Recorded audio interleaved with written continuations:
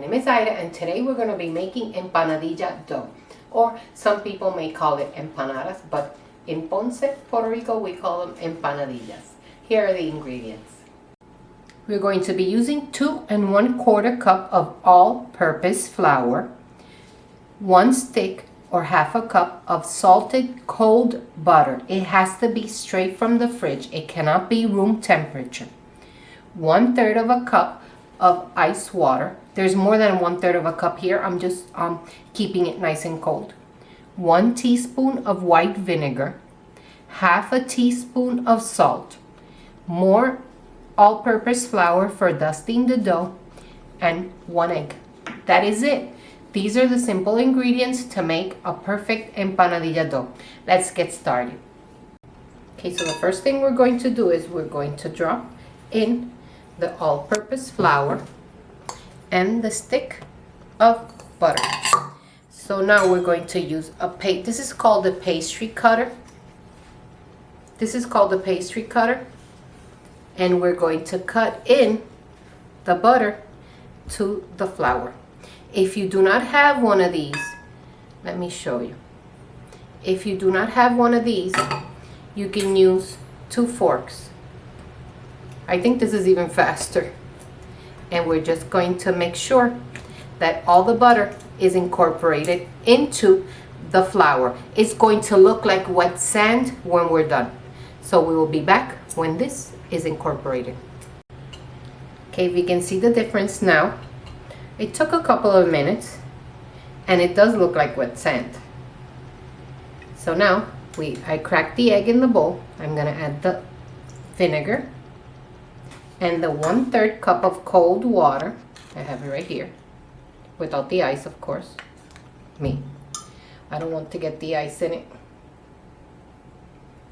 1/3 of a cup of water, and we're gonna mix this together, and then we're gonna add it to our mix, including, I forgot, the salt. Okay, so I added it to the mix, to the flour mixture, and now we're going to slowly mix it in, and it'll come together fairly quickly. You will see that as soon as you start mixing it together, then you take a pause and you take your rings off and you go in. I wash my hands. And you will just slowly go working it until it becomes a ball. So we'll be back when this is a ball. It just takes like a minute for it to become a ball. So now we're going to fold it in and push it out. So we're basically kneading the dough. We're just making sure that it doesn't have any pockets of the flour mixture. And we're just gonna knead it until you see that it's nice and incorporated. We can cut into it so we can see, tear into it.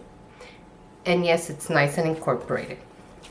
So now we have to let this rest, and we have to put it in the fridge so it can harden up a little, so everything will consolidate or merge together. So we're gonna take this, we're gonna make it in a little circle. We're gonna wrap it in plastic wrap and place it in the fridge at least 30 minutes. So we'll be back when this is cold.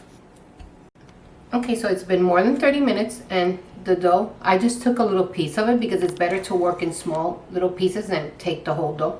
See the difference in it now? It's nice and hard. So we're going to sprinkle. And what I did was, if you don't have a big cutting board, you just layer a big piece of aluminum foil, and it works just as well. So we're gonna have, and with the rolling pin, we have to flour the rolling pin also. We are going to flatten this and make a nice circle. So we just go working the dough, moving it around until you get a nice big circle. Okay, so it's not a perfect circle. You just take a bowl the size that you want. I'll measure it and I'll leave it in the description, but it's so thin. Look how thin it is. I hope you can see how thin this is. So what we do is, you're going to make a circle and you're going to have your own little empanada disc or empanadilla, whichever comes. So we just do the edges and wait, let me cut that little edge off. And make sure you don't go too deep. You don't want to cut your table. And look at that. Here you have it. Your own empanadilla disc. So I will be working on this and finish all the dough, and I will be back to show you how to put them together.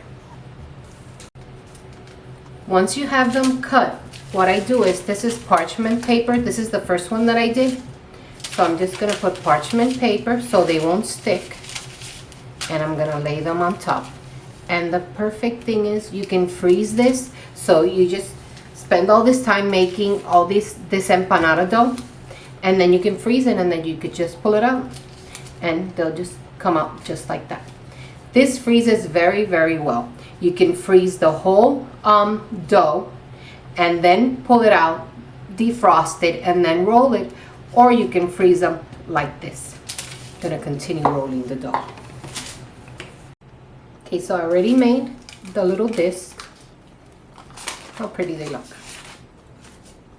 If you want, you can flatten them a little bit more just before you make the empanadilla, but that's your choice. Okay, so it could be nice and flat and round. So this is picadillo that I made. I'll link the recipe down below on how to make picadillo. It's one of my videos. So the only thing we're going to do is we're going to place about 1.5 tablespoons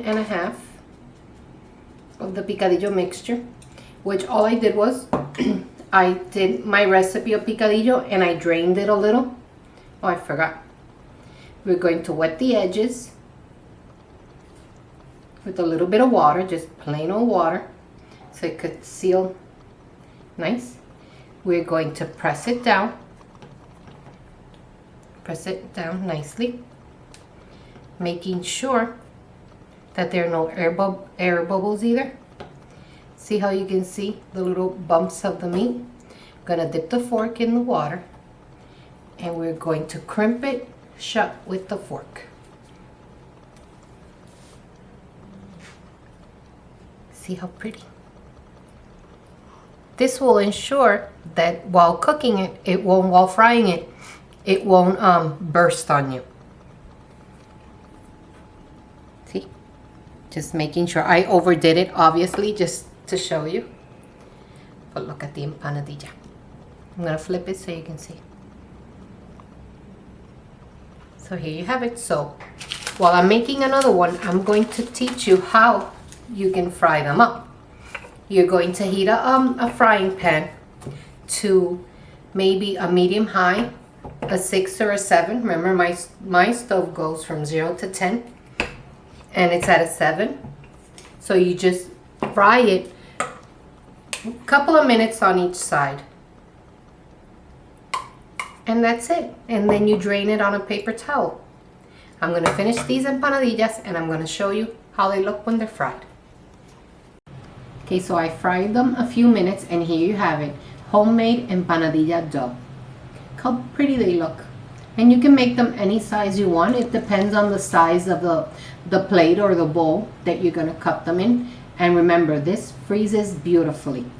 A lot of these recipes call for shortening, but I know that in some countries you can't get shortening. So that's why I decided to do it with butter, and believe me, they taste amazing. So if you like this video, give it a thumbs up. Buen provecho. Now I'm going to cut into it. Look at that. See how nice and thin the dough is? But the best part is, try it.